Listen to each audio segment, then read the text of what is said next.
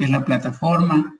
Le subí ahí unos recursos, los principales recursos. Mañana voy a hacer otra selección y le voy a subir adicionales a lo que nos haga falta, porque la mayoría, al menos los principales, ahí están. Gracias porque alguien compartió ahí en el grupo la ISO 26000. Se las agregué también, les agregué la norma A1000, la SG 21, la RSE como la nueva tendencia bueno, o la RSE en América Latina, que es un libro completo, y la RSE como una nueva estrategia de riqueza. Por ahí les subí un par de recursos para que los tengamos disponibles en la medida en la que vayamos avanzando. Vamos a continuar ahora con el material que teníamos pendiente de la vez anterior, de la clase anterior, y le voy a suplicar a todos que si en algún dado momento, pues, se hace alguna pregunta o se solicita alguna intervención del grupo, que me colabore. Tal vez al principio tenemos el pequeño detalle que se abra dos micrófonos de manera simultánea, pero que en la medida en la que podamos hacer esta clase participativa, pues colaboremos y tratemos de aportar lo que nosotros hemos hecho. Por ahí estaba viendo la hoja bueno, un pequeño detalle, los lugares donde ustedes se desempeñan. En la actualidad hay gente que creo y por lo que veo tiene mucha experiencia en el campo, tal vez no precisamente haciendo RSE dentro de sus instituciones públicas o privadas, pero sí haciendo algo de lo relacionado con o vinculado de forma indirecta con lo que es el tema. Así que vamos a comenzar esta sesión partiendo de la lámina en la que nos habíamos dado anteriormente. Vamos entonces partiendo del hecho de la lámina que teníamos ahí como un esquema en que consiste principalmente lo que es la RSE. Nos vamos a ver un poco de lo que es la teoría relacionada con el tema.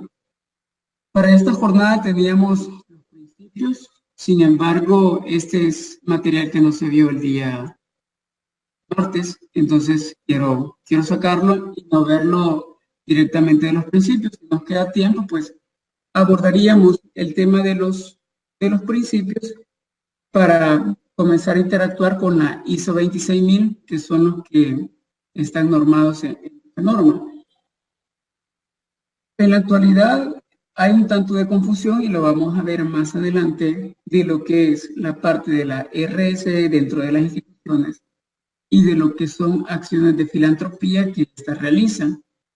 Pero ahí tenemos un poco de unas definiciones básicas. Dice que la responsabilidad social empresarial es el hacer negocios basados en principios y apegados a la ley. Cuando les comentaba el martes pasado el peso, no sé si subí el material, y si no ya lo voy a buscar para subirlo ahora mismo, el peso que tiene la parte de la ética dentro de los negocios. Bueno, es más, me gustaría saber si alguien leyó las páginas que subimos del artículo que subimos de la relación de la ética relacionada con la responsabilidad social el día de ayer. El día de ayer subimos algo. Entiendo que estaban como un poco atareados con el trabajo que tenían de la materia anterior, que por lo que tengo entendido era algo fuerte, pero no sé si alguien le dio un vistazo o una leída al material que subimos el día de ayer, que hablaba un poco de la ética. ¿Alguien quisiera comentar si lo leyó?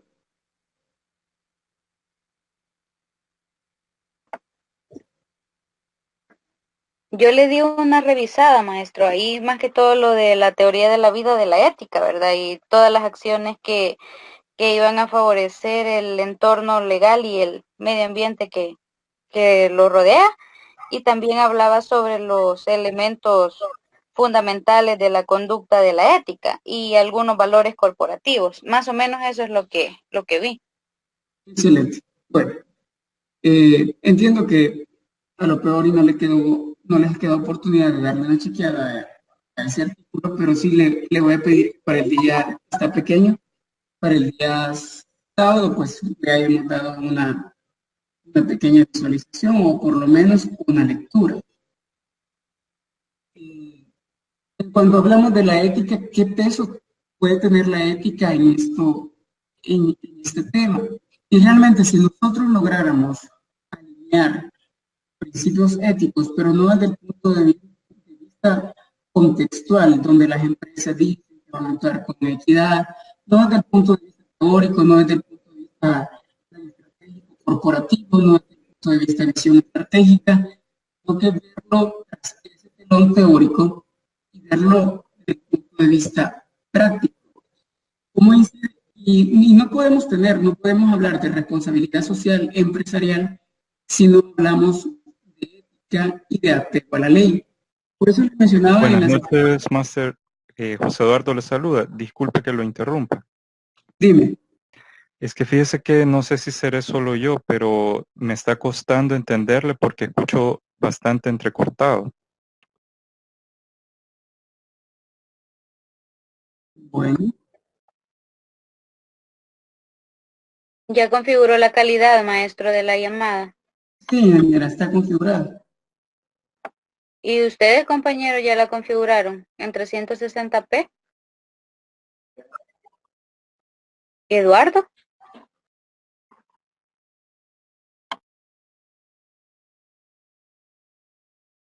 Sí, Angie, ya la tenía así. ¿La tenías así o es que esa se tiene que configurar cada vez que entras? No sé si la habías configurado antes. Ah, déjame ver, pensé que al configurarlo una vez ya quedaba así. Voy a No, no, revisar. no. Gracias. Ajá, tienen que configurar cuando entran. Prueben los demás igual si tienen ese problema, por favor. Sí, es en cada sesión, correcto.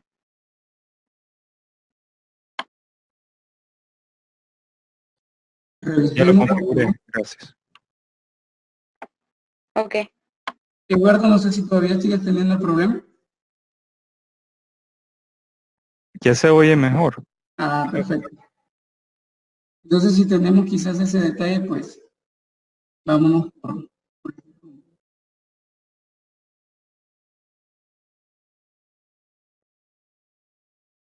Bueno, si alguien más tiene algún problema con lo que es el audio, pues por favor nos dice. Bueno, igual no tengan pena en interrumpir, pues estamos en una clase, no hay problema. Hablando retomando el tema, el peso de la ética. En algún dado momento quizás vamos a hablar, y sí les voy a pedir de favor, lo mencioné igual, se lo voy a mandar un correo para recordarles que no vayamos a olvidar los valores de nuestra institución. Toda institución pública o privada, o ONG o lo que sea, siempre tienen valores definidos. Les voy a pedir de favor que los lleve para el día sábado para ver cómo nosotros asociamos los valores con la RSE. Y luego dice es bien importante acá porque acá divide los roles. La empresa o el empresario tiene un rol ante la sociedad, ante el entorno en el cual se opera. ¿Por qué dividimos eh, la empresa del empresario? Todos conocemos la empresa, todos conocemos la imagen, el branding, la imagen corporativa, el nombre comercial de la empresa, más no así del empresario. Bueno, la gente no sabe quiénes son los dueños, pero sí la empresa. Entonces, cuando hablamos de la empresa, es la empresa la que tiene que estar regida o normada a través de una responsabilidad social, no así lo que son los propietarios. Entonces tenemos por ahí en la lámina. Y dice, la decisión de hacer estos negocios rentables de forma ética y basados en la legalidad es realmente estratégico, ya que con esto se genera, y veamos en la otra, pero me quiero detener un poco. En el Perdón, artículo, maestro, que lo interrumpa. dígame, No sé si usted está utilizando micrófono. no, Ah, ok. Es que sí se escucha por ratos que está entrecortada. Igual aquí escribió Eduardo que sigue dando problemas el audio. No sé si tiene a la mano audífono o algo claro, para probar. Ajá, sí, claro. ok. Acá está. Vamos a probar y yo le aviso.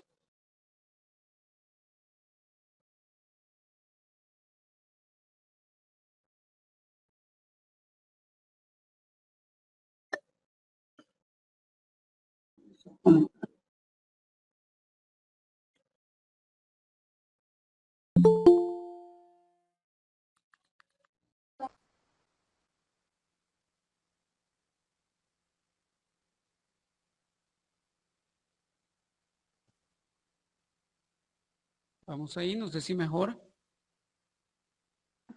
Yo le escucho más claro, no sé si los compañeros escuchan más claro.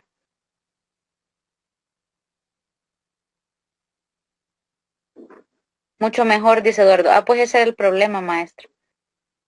Ah, perfecto. Ahí está, excelente, gracias. Muchas gracias.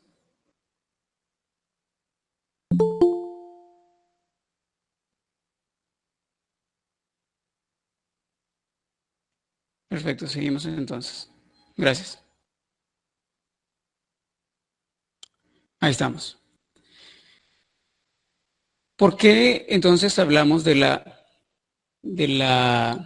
rentabilidad en los negocios? Cuando actuamos de acciones concretas que vayan enfocadas en este rumbo, no se debe de despegar, no nos podemos divorciar de la rentabilidad o vamos a decir que por el hecho de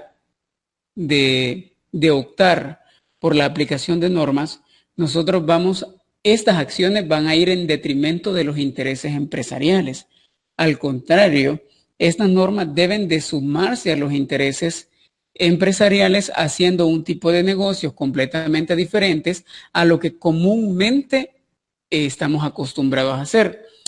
Veíamos en un taller de neuronegocios que el salvadoreño se siente muy inteligente cuando vulgarmente lo decimos o comúnmente, no vulgarmente, sino que comúnmente lo decimos cuando nos bajamos a alguien en el negocio.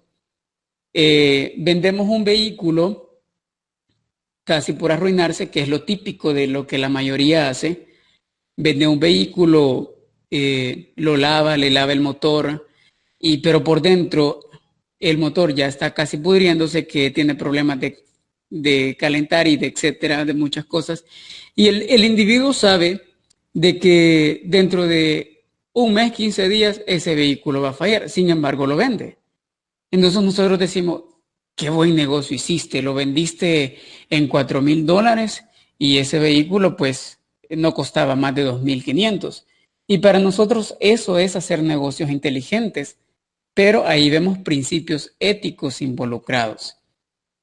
Cuando hablamos de rentabilidad, debemos de lograr un pensamiento analítico, un pensamiento estratégico y un pensamiento corporativo donde podamos plasmar dentro de nuestros planes que el hecho de adoptar normas de calidad, esto va a ir en pro de los intereses tanto de los inversionistas, tanto de los clientes internos y de los clientes externos. Comúnmente se ha conocido a lo largo de la historia de que todos los planes van enfocados en pro de los intereses del inversionista y en pro de los intereses del cliente externo. Pero ¿quién piensa en el cliente interno al momento de diseñar un plan? Hoy por hoy, creo que la parte del cliente interno lo estamos un poco abandonado porque a la hora de reducir los costos y a la hora de tocar temas de sostenibilidad dentro de las empresas o al momento de afrontar crisis, lo que hacemos es tocar al cliente interno. No se pagan horas extras, se extienden los horarios de trabajo, trabajamos con tiempos compensatorios y retrasamos prestaciones, etcétera, etcétera, etcétera. Entonces, cuando hablamos de ética y cuando hablamos de este tipo de norma, estamos hablando de la integración de los elementos y que la integración de estos elementos nosotros tenemos que tener la capacidad para, a pesar de la adaptación, se conoce como estrategia la parte de la factibilidad que tiene una persona o una entidad de adaptarse al entorno. Entonces, cuando hablamos de estrategia, estamos hablando de la capacidad que va a tener la empresa para asumir el reto, la adopción no de una norma, sino de diferentes normas de calidad y que éstas estén alineadas siempre con la rentabilidad en los negocios. No podemos divorciarnos, no podemos separarnos de la parte rentable porque yo creo que ese es el espíritu de todo inversionista. No va a meter plata para hacer instituciones de beneficencia. Ese es otro tipo esa no es inversión. La característica principal de las inversiones es que esperamos una tasa interna de retorno que tuvo que ser valorado en una valoración de proyecto, valiendo la redundancia. Entonces, cuando hablamos de hacer negocios rentables de forma ética, si nos vamos al esquema que teníamos, estamos hablando prácticamente de lo que es la transparencia en los negocios, retomando lo que vimos la vez anterior. Entonces, ¿qué se va a generar con esto? Tenemos varios aspectos que vamos a generar: productividad, lealtad, credibilidad y acceso a mercados internacionales. Vamos a ver cada uno de estos aspectos, cómo es que estos aspectos inciden en la adaptación de la norma. Me llama mucho la atención de que dentro del marketing boca a boca, creo que por ahí vieron algo relacionado con mercadeo dentro de sus primeras materias. Estaba revisando su penso. Cuando hablamos de marketing boca a boca, influye mucho la parte de la experiencia que puede tener el cliente con nuestra empresa o con nuestra institución si hablamos de responsabilidad social empresarial. Les voy a poner un ejemplo. Las instituciones del Estado, con el permiso de los compañeros que trabajan en instituciones del Estado, las instituciones del Estado generalmente tienen una marca que la población se las asignó. ¿Y qué podemos hablar de esa marca? Podemos hablar que los procesos son lentos, que nunca resuelven, que la gente es pedante, que no te ayudan, que no hay recursos. Punto específico. Hablemos del seguro social. Entonces, si nosotros hablamos del seguro social, es rara la persona que tiene una buena experiencia con el seguro social, con una institución. Ahí realmente estamos hablando de que no existe una afinidad entre usuario, porque ahí no es cliente, entre usuario y la institución. Vamos a detallar cada uno de estos aspectos, los cuales nos conducen, y vamos a hablar de productividad. Por ahí se me fue una letra y dice productividad, pero es productividad. Error de dedo. Cuando hablamos de productividad, dice que es a través de mejores condiciones para el cliente interno. Hace un momento yo les mencionaba que nadie piensa en el cliente interno. Por ahí, Eduardo, aprovechando de que ya arreglamos, ¿quién es el cliente interno dentro de las instituciones?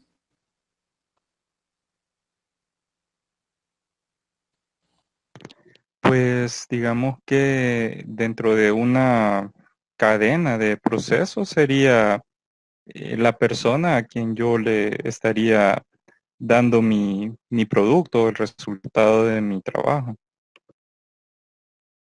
Gracias.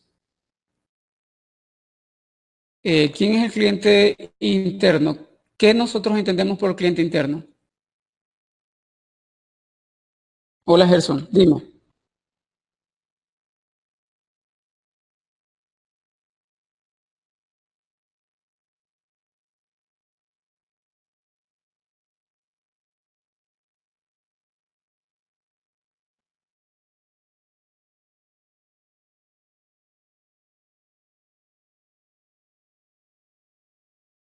Muy bien. ¿Qué importancia tendría entonces para la empresa si nosotros hablamos de mayor productividad? ¿Qué importancia tendría enfocarnos inicialmente en el cliente interno? Maestro, le saluda Eduardo Barahona, el otro Eduardo. Hola, Eduardo. Sí, yo creo que en las empresas que tienen, están, digamos, con todos los procesos modernos de calidad en los servicios, lo primero que buscan es satisfacer las necesidades de los clientes internos, es decir, de todos los colaboradores o personas que ejecutan los procesos. Un ejemplo de eso son todos los premios de Great Place to Work, por ejemplo, y etcétera, que ya se están dando en el país. en la mayoría de lugares, o al menos lo más común ahorita, son call centers. Lo primero que hacen es darle los beneficios que la juventud, porque juventud contratan en un inicio, por ejemplo, horarios escalonados, no tener a la gente como que fuera maquila, no como que fuera soldado, de qué horario sentarte, así, sino que ellos puedan ocupar su computadora donde quieran, etcétera. Mientras la satisfacción de ellos sea la prioridad, el servicio que presten va a ser de calidad también. Entonces, mantener a los clientes internos, es decir, los iniciales, los que tienen el primer contacto con la ejecución o diseño de los procesos, son los que se derivan un servicio de calidad hacia los usuarios externos, perdón. Muy bien, gracias por su participación, estuvo excelente. Definitivamente el cliente interno es el empleado, el colaborador, y mencionó un punto bien importante, un área bien importante, el área de los call centers. Hace como 2 años yo trabajé para una empresa donde llegaba una chica de licenciada en mercadeo, la empresa le pagaba a ella $650 y ella se fue para la empresa con la intención de tener un poco de experiencia en relación a su profesión, que creo que es lo que todos buscamos cuando nos graduamos, buscar algo relacionado con nuestra profesión. Y duró, ¿qué les digo yo? Dentro de la empresa duró unos 6, 7 meses y al final terminó diciéndome, mire, me voy a ir de la empresa porque estaba mejor en el call center. Por eso traigo a colación lo que mencionó ahí el compañero. Estaba mejor en el call center, me dijo. Allá no había protocolo de vestuario, allá había comodidad en cuanto a las cosas de trabajo. Todas las cosas que usted me mencionó, ella me las dijo y me dijo algo bien importante, porque la chica era bilingüe. Yo allá tenía, me dijo, $800 de base más bonificaciones y premios. Y es increíble porque este sector laboral conquista a jóvenes, como muy bien lo dijo ahí. Entonces, cuando hablamos de mayor productividad dentro de los procesos, debemos de considerar a la gente. Es bien curioso cuando nos lanzan un proceso y nos dice, mire, pero la gente va a estar de pie. Me vale, este proceso nos ahorra un tanto por ciento en costos. Pero es que mire, el espacio es reducido. No importa. Pero es que mire, las condiciones laborales ahí van a desmejorar. Y nos enfocamos en el proceso y no nos enfocamos en el cliente interno. Entonces, cuando hablamos de un punto bien importante dentro de la responsabilidad social, dentro de la RS, entonces hablamos, ¿cómo vamos a lograr nosotros mayor productividad enfocándonos principalmente en el cliente interno? Es del conocimiento común que el mercado nuestro, son pocas las empresas que toman un enfoque del cliente interno porque la mayoría se lanza a satisfacerlo. Y por ahí hay un dicho y mucha gente lo menciona. ¿Cómo entonces yo, que estoy insatisfecho en mi trabajo, voy a brindar un servicio de satisfacción? No sé si usted ha observado, pero yo le voy a poner de reto, no es un restaurante de comida rápida que yo lo visite frecuentemente, pero en más de alguna vez he ido. No sé si usted es cliente, y lo voy a mencionar, de la Pizza Hut. Note un comportamiento bien común en los chicos. Limpian exageradamente, a usted le sonríen, pero es bien común ver gestos de insatisfacción en ellos. ¿Por qué? Por la exigencia que hay del horario, por los indicadores que tienen ellos en cuanto a tiempo. Entonces, es absurdo que por el frente ellos tengan la obligación de sonreírle a usted, pero dar la espalda, o cuando ellos no tienen contacto visual con el cliente, ellos muestran prácticamente la insatisfacción. Entonces, ¿qué logramos cuando nosotros nos enfocamos en el cliente interno? Mayor productividad. No sé si alguien se maneja en alguno de ustedes trabaja en el área de recursos humanos. No sé si alguien lo hace. Entiendo de que no. Pero es bien complicado cuando nosotros no retenemos talento. Es un costo y un gasto. Bueno, es un gasto para las empresas cuando tenemos que estar capacitando frecuentemente a la gente. Entonces, cuando nosotros atendemos la parte del cliente interno, tenemos retención, Y por ahí lo mencionaba el artículo, logramos lo que es la ciudadanía empresarial o la ciudadanía corporativa, que logramos que la gente no se quiera ir de nuestra empresa. Y por ende, logramos que la gente se especialice. No sé cuántos años usted tiene desempeñando funciones dentro de la empresa en la cual está, pero nosotros nos volvemos empíricos y no necesitamos saber mucho cuando nosotros logramos una especialización en nuestro lugar de trabajo. Nadie va a desempeñar mejor un trabajo que lleva 5 o 6 años si esta persona lo ha desarrollado de manera eficiente. Entonces, la productividad está enfocada más que todo al cliente interno, teniendo claro que este es el colaborador. Luego hablamos de la lealtad al cliente. Dice por ahí, satisfaciendo sus necesidades, pensando por proveerle un lugar donde pueda transmitir sus necesidades y quejarse prácticamente. Esto tendrá validez siempre y cuando se le dé seguimiento a la estrategia y no se deje olvidado en un buzón que nadie revisa. No sé si alguno de ustedes ha tenido la oportunidad de lamentablemente tener algún problema con su renta y ir al Centro Express acá en el Ministerio de Hacienda.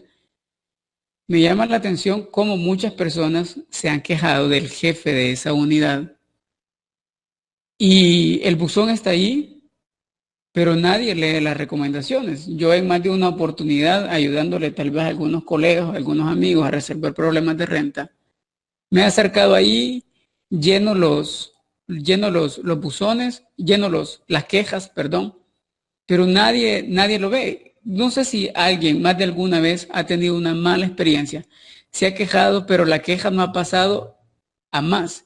Entonces, ¿cómo logramos la lealtad al cliente? Ojo, cuando hablamos de lealtad al cliente, acá ya estamos hablando del cliente externo. ¿Cómo logramos la lealtad? A través de la calidad, a través del precio y de las certificaciones, que es lo que es de nuestro interés principal.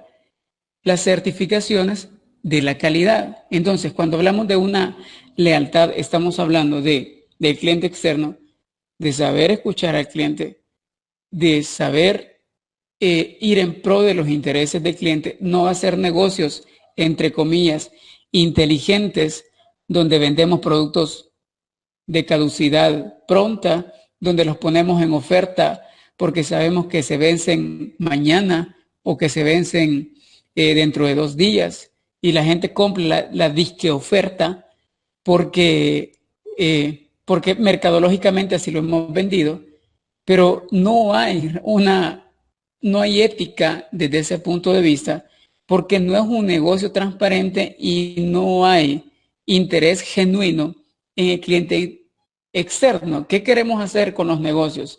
Realmente estamos tratando de que nosotros no perdamos y hacemos a un lado todo contexto ético, que muchos negocios en el mercado salvadoreño se mueven de esa manera. Entonces, cuando hablamos de la lealtad al cliente, vamos a lograr una lealtad al cliente, del cliente hasta la institución, siempre y cuando nosotros logremos brindarle un servicio de calidad enfocándonos desde el interior de nuestras instituciones a la satisfacción del cliente externo. Otro punto que veíamos es el acceso a mercados. Sabemos que el mercado internacional demanda algunos estándares de calidad. Hace poco estábamos haciendo una investigación de mercado enfocándonos en el procesamiento, en la comercialización del café. Y hablamos de los estándares de calidad que exige el mercado internacional y de las certificaciones que exige el mercado internacional para hacer negocios con las diferentes instituciones, llámese esta de bienes o servicios. Entonces, es bien curioso cuando nosotros nos abrimos a un espacio de calidad, cuando nosotros enfocamos nuestros procesos a calidad y cumplimos con la norma que establece el mercado internacional generalmente. Esto estaría entonces ligado íntimamente con lo que veíamos anteriormente en la lámina 13. Quiere decir que si yo enfoco entonces la parte del cliente interno, del cliente externo y de la calidad en los procesos, esto me abre a nuevos mercados. Cuando tengo una ampliación de nuevos mercados, ¿cómo nosotros podemos interpretar una ampliación de nuevos mercados? Extensión de mercado territorial, estamos teniendo una mayor cobertura, por ende nosotros vamos a incrementar nuestras producciones y nuestras producciones nos van a llevar a crecimientos económicos y los crecimientos económicos van a estar ligados íntegramente con lo que son la rentabilidad en los negocios. Entonces, esta parte de la certificación y esta parte de la adopción de la RSE nos permite entonces tener a nuevos mercados. Al final, debemos de entender y comprender y convencernos inicialmente nosotros, que somos los ejecutores de esto, que esto es rentable. No estamos hablando de costos y gastos irrecuperables, sino que estamos hablando de inversiones que generan tasas internas de retorno. Luego hablamos de la credibilidad. Dice ahí, cuando una empresa es respetuosa de las personas, de las comunidades y del medio ambiente, y la sociedad en su conjunto proyecta reputación que le garantiza mayor sostenibilidad. Hablando de credibilidad, ¿qué tanto peso tiene la credibilidad en los negocios? Hablando uno de los valores, y me imagino de que más de alguno lo ha de tener dentro de su institución, es la parte del respeto. Y decimos, uno de los valores institucionales es el respeto. ¿Cuántos jefes, poniéndolo así, con el afán de lograr sus metas, de lograr sus proyectos, de lograr etcétera, etcétera, etcétera, ejerce una presión increíble en sus colaboradores, en su cliente interno, y lo que menos tiene es respeto al individuo? Respeto y sensibilización. Mire, jefe, fíjese que me tengo que ir, necesito un permiso para, no sé, para mi niño, para mi esposa, para etcétera. Y le dice, no te puedes ir porque tenemos que terminar. Y luego esta misma agente viene y se presenta ante el cliente externo y se muestra como una persona honorable. Es bien difícil tener credibilidad en esos escenarios. Cuando una empresa dice, ¿cuántas quejas hemos escuchado, hemos visto, y quizás nosotros mismos hemos sido partícipes cuando presentamos una queja de un producto defectuoso y nos dicen, mire, venga la otra semana? Llegamos esa semana, fíjese que todavía no lo ha revisado el técnico, venga la otra semana. Llega la otra semana, fíjese que todavía no le tengo respuesta. En ese sentido, las empresas no se están dando cuenta que la falta de calidad en sus procesos establecidos y la falta de seguimiento de los mismos le genera una insatisfacción que consecuentemente va a haber deslealtad por el cliente externo. Cuando hay deslealtad, quiere decir que ese cliente puede comprar un bien o servicio en cualquier empresa que le ofrezca el mismo bien. Si tenemos clientes que emigran, nuestros volúmenes de venta, por ende, van a ir reduciendo y esto va a repercutir en los índices y en los indicadores de rentabilidad dentro de nuestras instituciones. Entonces, cuando logramos amarrar todos estos elementos y logramos entender que la credibilidad, como dice, palabra de caballeros o pacto de caballeros, cuando una empresa dice es martes, cuando una empresa dice vamos a poner las cartas sobre la mesa, pone las cartas sobre la mesa, no se queda con un as bajo la manga para aprovecharse de una situación posterior a esta, en la cual va a ser un negocio súper lucrativo, pero va a ser un negocio súper lucrativo en detrimento de los intereses del otro. Entonces, Es ahí donde nosotros poco a poco vamos perdiendo la credibilidad en los negocios y la parte de reputación nosotros la vamos perdiendo. Hay algunas empresas en el mercado local o en el mercado salvadoreño que la reputación la tienen botada. ¿Quién no se ha quejado de servicio, pero como del servicio de las telecomunicaciones, sin mencionar nombres? Pero usted sabe perfectamente que el mercado de las telecomunicaciones, hablando de línea fija, celulares e internet y cable, está prácticamente dividido. O sea, nuestros mercados de El Salvador, la gente no tiene mucha opción en la cual optar por otra empresa porque la otra está igual o peor.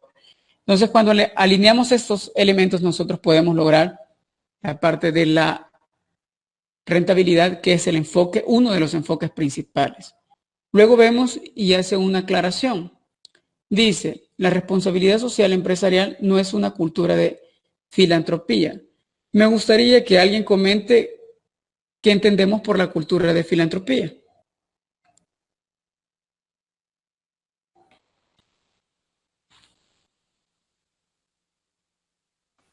Sí, los filántropos hacen donaciones para causas humanitarias. Perfecto, muchas gracias. ¿Conoces alguna empresa que se maneje en ese medio en El Salvador?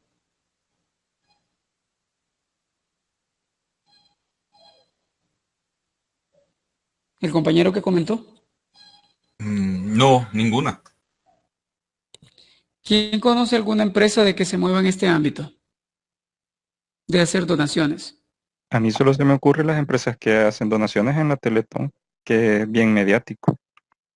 Exactamente. También, maestro, en el tema de las empresas, desde su área de responsabilidad social empresarial, hay algunas que buscan ejes específicos, ¿verdad? Entonces, más que todo enfocado a esto del tema del medio ambiente, por el cambio climático y todo eso, ¿verdad? Entonces, realizan convenios con diferentes organizaciones y hacen actividades corporativas y de esta manera, pues, donan para las diferentes acciones de las organizaciones. Pero aquí siempre me ha generado la duda por el hecho de que sí donan, sí apoyan a las actividades, pero también eso les sirve a ellos como un tema de deducción, ¿verdad? De sus impuestos al final del periodo fiscal. Entonces, tal vez no es tanto que lo hagan así como una beneficencia, sino que también lo ven como un ganar-ganar, pues, por el hecho de que también les ayuda a ellos. Pero sí, constantemente están donando algunos bancos, incluso algunas empresas grandes con pequeñas actividades, que no es la gran cosa la que donan, pero sí están apoyando. Excelente. Buen punto. Me llamó... Buenas noches, Máster. Le saluda Esmeralda Ortiz. Yo conocí el caso, no es empresa, sino que es una persona natural, que es dueña de una empresa en Colombia, creo, como que es de contadores, originario de El Salvador y es filántropo. Siempre como que trata de invertir dinero en hacer muchas obras de beneficencia acá en el país, debido a que él fue de escasos recursos y adolescente, parece que viajó a Estados Unidos y él trata de retribuir, no sé realmente por qué motivo, me imagino yo que por la misma escasez que vivió cuando pequeño, pero empresas sí no tengo conocimiento que se dedique exclusivamente a eso. Perfecto, gracias. Por ahí mencionó algo bien importante, la parte de la filantropía, como se maneja acá en El Salvador, que sí hay muchos bancos que lo hacen. La mayoría de los bancos tienen un programa de esto. Está ligado más que todo, como muy bien lo decía, a la parte del ganar-ganar. Entonces, ¿por qué estamos donando? Porque esto de una u otra manera genera un escudo fiscal en el momento del pago de impuestos sobre la renta. Y algunas veces esto se hace estratégicamente desde el punto de vista que los financieros hacen estimaciones o proyecciones de cuánto la empresa necesita donar, hacer acciones de filantropía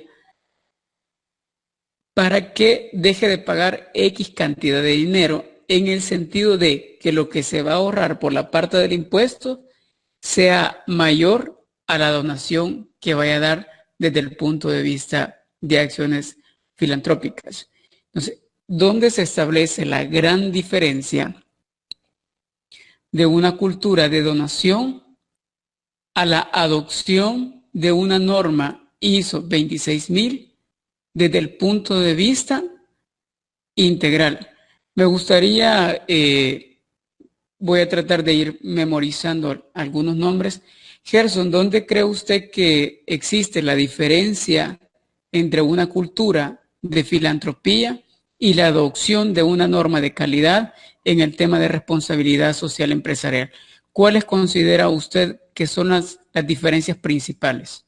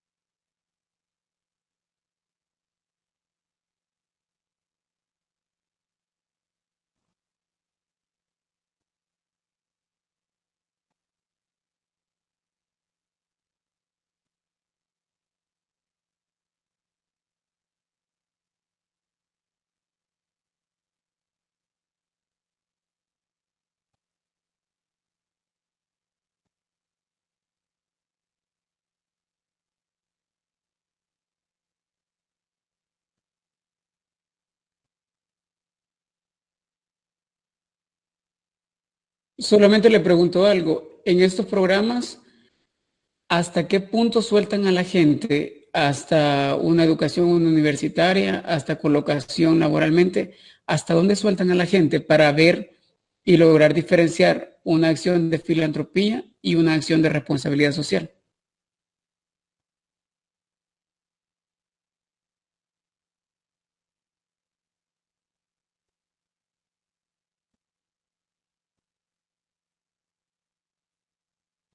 ¿Y considera usted que allá hay capitalización de la inversión?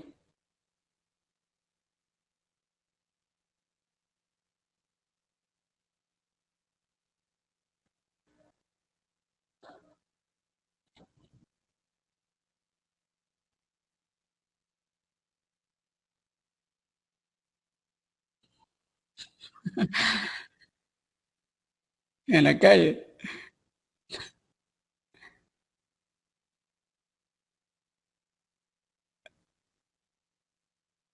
Y eso sería ético.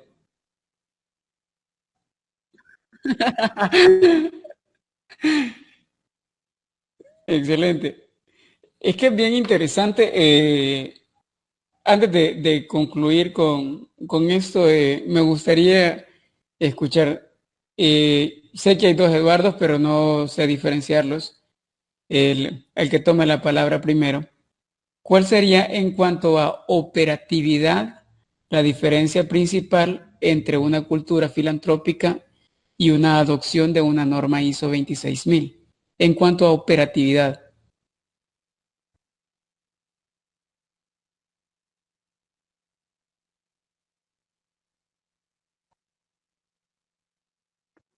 Buenas noches, José Eduardo. José Eduardo, dígame. Es que al estar bajo una norma, usted está sistematizado, o sea, sus acciones ya tienen un objetivo y va, ¿cómo le puedo decir? Se rige bajo una normativa, ¿verdad? En cambio, la cultura de filantropía yo la veo como dar desinteresadamente sin esperar nada a cambio. A diferencia de la responsabilidad social empresarial que usted espera, ¿verdad? Que lo que está aportando a la sociedad le beneficie de alguna manera a la empresa. Excelente. Muchas gracias. Terminando de leer lo que la lámina dice, no es filantropía, no se busca que las empresas se conviertan en obras de beneficencia, ya que las empresas están hechas para ser rentables. Eso lo veíamos un par de láminas anteriores. Esto implica que las empresas adopten una postura activa y responsable en el entorno al impacto de sus operaciones. Por eso preguntaba yo, y muy bien lo respondimos por ahí, de la sistematización de los procesos. Una está involucrada en la operatividad de la empresa y la otra no está involucrada en ningún proceso de la empresa. Luego termina diciendo, esta cultura es una forma de hacer negocio que garantiza mayor sostenibilidad a lo largo del tiempo. Una de las diferencias principales entre una cultura de filantropía y la adopción de una norma es la sostenibilidad y la rentabilidad que la norma genera. Una va más como un efecto, una va enfocada a un efecto más social de donación y la otra va enfocada más a una adopción de una cultura de calidad donde cada uno de sus, por ahí le subí un material de stakeholder o lo que se conoce también como grupos de interés que están involucrados en el entorno de la empresa sean beneficiados con la adopción de la misma. Ahí estábamos viendo un poco la definición de lo que es la filantropía. Y dice que es un sentimiento de empatía. Empatía vemos como ponernos en los zapatos del otro. Y mire qué romántica la definición. Dice que es un sentimiento que hace que los individuos ayuden a otras personas de forma desinteresada, es amor incondicional, es decir, sin intereses, sin fines de lucro y sin requerir nada a cambio, como lo mencionaba Eduardo, hacia el ser humano. Ahí tenemos una definición, entonces vemos que no podemos estar confundiendo una cosa con la otra. La diferencia fundamental entre esta, que una va enfocada a lo que es la sostenibilidad y a lograr beneficios integrales, y la otra va más enfocada a lo que es el bienestar de un nicho o de un sector de la población, dependiendo de los programas que se manejen en el sentido de la filantropía. ¿En qué suma entonces la norma, la adopción de la norma? Como anteriormente lo veíamos en la parte del talento, viéndolo desde el punto de vista cliente interno, en la parte de la lealtad, viéndolo desde el punto de vista cliente externo, y ahí vamos avanzando en imagen, costos y principalmente lo que es la sostenibilidad. Entonces, ¿cuál es el objetivo principal de todo esto? Dice, principalmente radica en el impacto positivo que estas prácticas generan en los distintos ámbitos con los que una empresa tiene relación, al mismo tiempo que contribuye a la competitividad y sostenibilidad de la empresa. Hablamos que el movimiento de la RSE o RSC ha evolucionado en dos perspectivas. Uno que es el interno corporativo y el otro que es el externo corporativo. Hablando del interno, dice que se refiere al modo en que una empresa realiza sus operaciones diarias de sus principales funciones comerciales. Ahí estamos más enfocados a la operatividad del día a día de las diferentes instituciones, ya sea esta pública o privada. Y el comportamiento externo dice que tiene que ver con la participación de la empresa en ámbitos que están fuera de sus intereses comerciales directos. La visión ya no es interna, sino que la visión ya va más que todo enfocada a actores de la sociedad. Puede ser que estos sean desde el punto de vista comercial o que estos no tengan nada que ver con la parte de la operatividad o del día a día de las empresas. Los programas de responsabilidad social, corporativa o empresarial externa, dice, son parte de un todo coherente definido por tres elementos.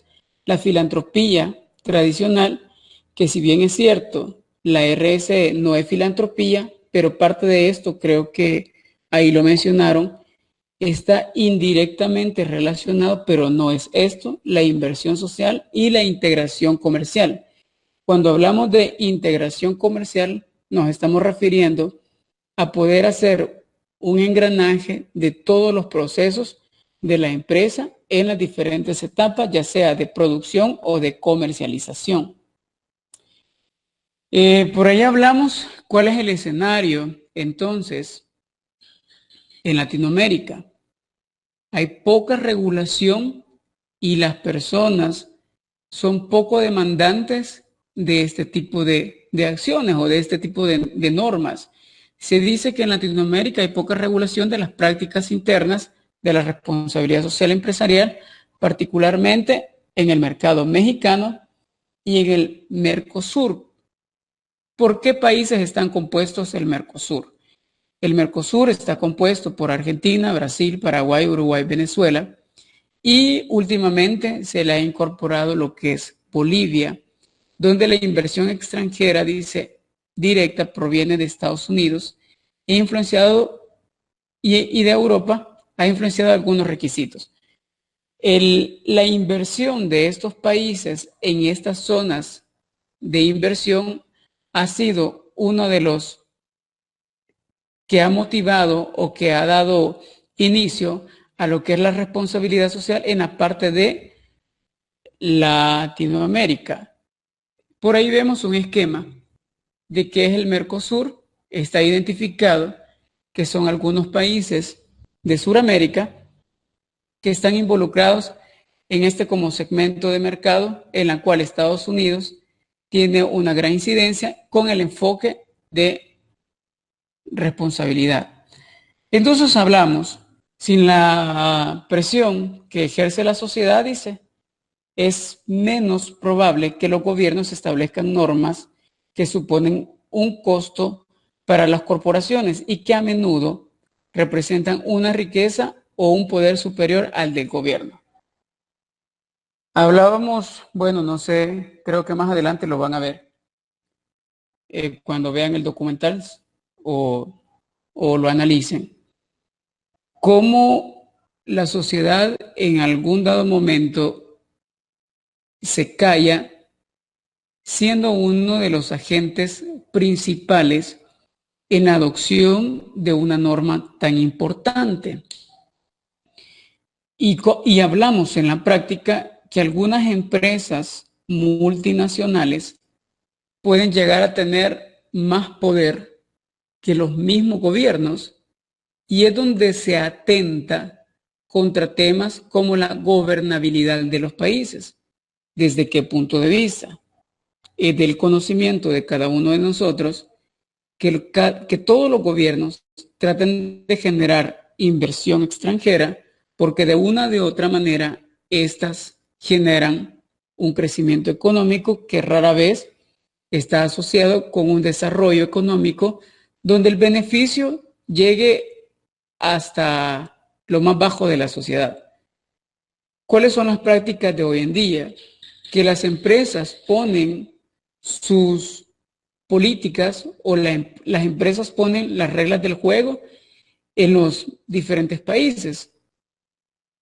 Un tema muy conocido por nosotros es el sector de la industria textil en nuestro país, donde se le ha exonerado de carga tributaria y ellos han puesto la parte de sus condiciones para invertir en los países. Cuando una empresa tiene el poder de definir o de decidir sus propias reglas del juego, entendemos que ésta llegaría a tener más poder que los mismos gobiernos de cada uno de los países. Entonces, en ese mismo sentido, la sociedad queda prácticamente muda porque es un agente que ejecuta la economía, pero que está ajena, o tal vez no que está ajena, pero que se le imposibilita ejercer alguna presión para que este tipo de normas puedan ser adoptadas. Nosotros sabemos que las empresas con valor agregado son el multiplicador que crea las condiciones necesarias y propicias para el desarrollo económico, entre las que se cuentan, número 1, por ella hablaba de un programa de educación, un sistema educativo capaz de formar futuros empleados. Número 2, mercados financieros abiertos que posibilitan la participación de las pequeñas y medianas empresas. A lo largo de los años se ha venido haciendo esfuerzos por la parte del gobierno de impulsar lo que es la pequeña y mediana empresa en el país. Pero es bien complicado porque por una parte tratan de darle asesoría, asistencia técnica, capital semilla, pero por otra parte la cargan de impuestos donde la empresa entra en una cultura de evasión fiscal y se ve envuelta en muchos líos por el tema de no pagarle al fisco porque quiere salir adelante en su negocio. Ahí ya vemos problemas, otro tipo de problemas. Pero cuando estamos... Eduardo, le saludo. Disculpe que lo interrumpa ahorita con esta explicación. Dígame. Pero yo entiendo el punto que usted está explicando. Sin embargo, todo el tema de pymes y MIPYMES ha sido bien pensado y bien planificado, obviamente, por las instituciones que dan los fondos no reembolsables y etcétera, ¿verdad? Pero no va encaminado a eso. El problema primordial o lo que transversa todo eso es que la mayoría de empresarios o los requisitos que se dan para ayudar a los empresarios son oportunistas que se aprovechan de esos contactos con el Estado. Entonces, no es que se les, ¿cómo decirlo?, sugiera que estén no pagando impuestos o etcétera. Lo que pasa es de que se les da el dinero, se les da la tecnología, se les da la mano de obra, se les da el know-how de la mayoría de procesos y todo, y lo adoptan, lo ayudan solo para incrementar índices e indicadores, que son los que normalmente las instituciones pregonan en sus logros. El problema está en el tipo de empresario y el tipo de procesos que ejecutan. Hay muchos programas buenos, como por ejemplo el Fondo de Desarrollo Productivo y muchas cosas que las instituciones dan. Entonces ahí sí difiere un poco quizás en lo que uno piensa o ve o tiene como de imagen de lo que es la institución. Lo que pasa, eso sí, que se politiza. Entonces, no importa quién le doy, cómo le doy, cumple 3 requisitos de los 10 que tiene que cumplir. Le doy el dinero, le doy la tecnología, le doy a los técnicos, ingenieros, especialistas en mejora, etcétera, etcétera, etcétera. Y a la vez, no me importa realmente si ellos tienen programas de calidad, por ejemplo, o de responsabilidad social empresarial o corporativa, o de planes de carrera, me van a ayudar a incrementar o inflar un índice de país y ahí se acaba. Esa es la diferencia que yo desde mi experiencia he visto, ¿va? Que es poca y es pequeña y puedo estar equivocado. No, entonces, para nada. Claro, eso es lo que yo he identificado en la institución en la que yo trabajo porque es lo que hacemos. Ese es el problema. ¿Qué hacen ustedes? En economía se desarrollan las cadenas productivas, O sea, hay políticas productivas, están las políticas comerciales, los encadenamientos productivos que tienen unos nombres todos pomposos con palabras rimbombantes que al final solo se le da dinero a una industria y a unas empresas seleccionadas para que CONAMIPE, CDMIPE y las demás instituciones adscritas ayuden con tecnología o know-how, etcétera, a que ellos exporten, porque ese es lo principal, aumentar el índice de exportación. El índice de exportación. Claro, ¿Y claro. qué esto impacta en la balanza comercial? Correcto, y eso es parte de como un logro de la institución. Eso es todo, eso es todo. Yo te pregunto algo en base a tu participación. Uno de los ejes principales que estamos hablando dentro de esta norma, la 26.000, y todos los elementos integradores que vamos a ir viendo poco a poco, y es una de las cosas que yo he estado reiterando, en la parte ética. Tú me mencionaste la forma en cómo se maneja o cómo se trabaja, que vamos tras los datos, tras los indicadores y obviamos muchas cosas. ¿Será que estos procesos de una y otra manera están cumpliendo con el compromiso de ética? No, al contrario. De hecho, la forma de planificar los objetivos y los resultados es de una manera muy lineal de cuál es el objetivo de dar esta cantidad de dinero y crear algo muy específico, un programa, una planificación, un objetivo de exportación, una nueva tecnología, un nuevo índice dentro de la industria, etcétera.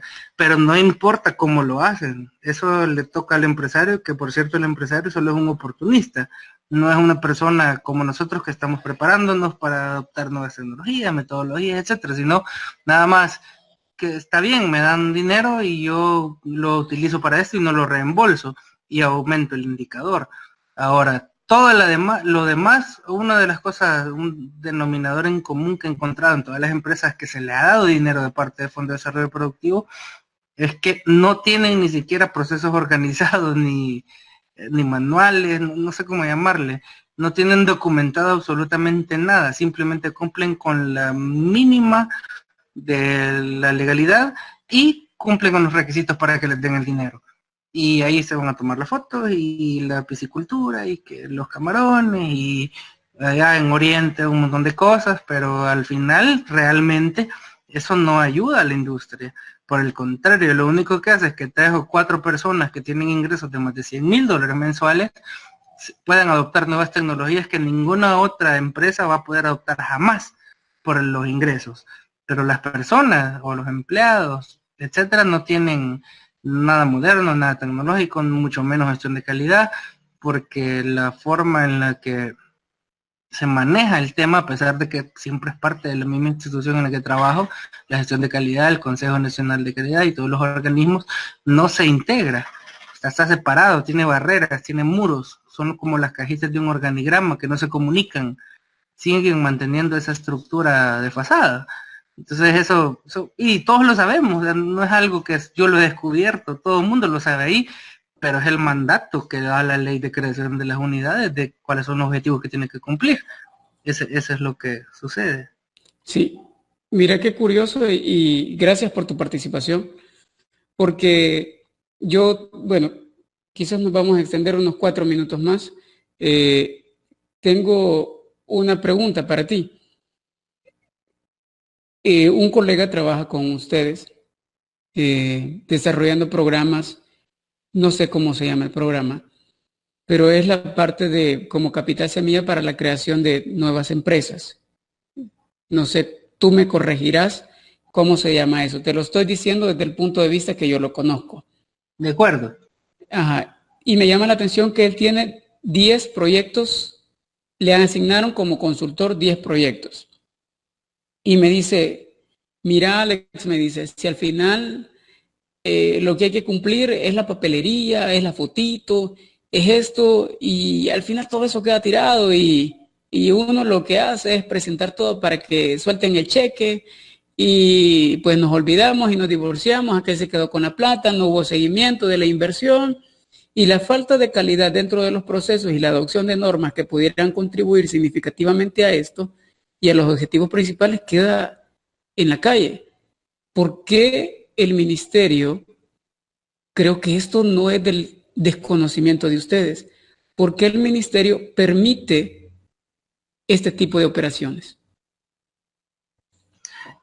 Creo yo que es precisamente por la misma razón por la que le estaba comentando, porque importa mucho más cumplir los parámetros de trabajo, ejecutar los presupuestos, aumentar el indicador o engrosarlo, más allá de ver si la calidad de lo que se está haciendo o los métodos que se utilizaron o ejecutaron son los adecuados. O sea, es político, ese es el problema, de que se mezcla la política en cosas muy técnicas, que muchas veces ni siquiera yo entiendo. Sí, Entonces, y es bien complicado, perdón que te interrumpa, y es bien complicado porque entonces, como dicen por ahí los abogados que les encanta, el espíritu de la ley, dicen ellos, ¿verdad? Pero el objetivo principal de todo ese tipo de proyectos no se logra, queda nada más en papeles. exacto, igual los premios de comercio e industria, Innovative, Sí. etcétera. Hubo, por ejemplo, hace 2 años se tomó una decisión en la que se iba a contratar personas para que dieran seguimiento a los proyectos de los premios de innovación. ¿Por qué? Se le daba el dinero a los proyectos de emprendedurismo, llamémosle emprendedurismo porque creo que no es eso, simplemente es personas que han logrado tener éxito, mucho éxito con pocos recursos. Se les da el dinero para que ya logren una empresa formalmente establecida con todas las de todas, ¿verdad? Y al final, en 2 meses se acabaron el capital. ¿Por qué? Porque no tienen financieros, porque no tienen personas que especialistas en cómo mantener muchas cosas. Y el ministerio tampoco los tiene. Entonces se contrató gente para que los acompañara en ese proceso, porque no solo se trata de dar el paso inicial o la iniciativa, tomen el pisto, que chivo lo que hacen, esto va a ayudar a al encadenamiento productivo del país. Sin embargo, no tienen la capacidad instalada como para mantener eso y acrecentar su operación. Entonces se les dio el acompañamiento, pero el acompañamiento, para variar, siendo de gobierno, fue pedir informes, no ayudar, no corregir.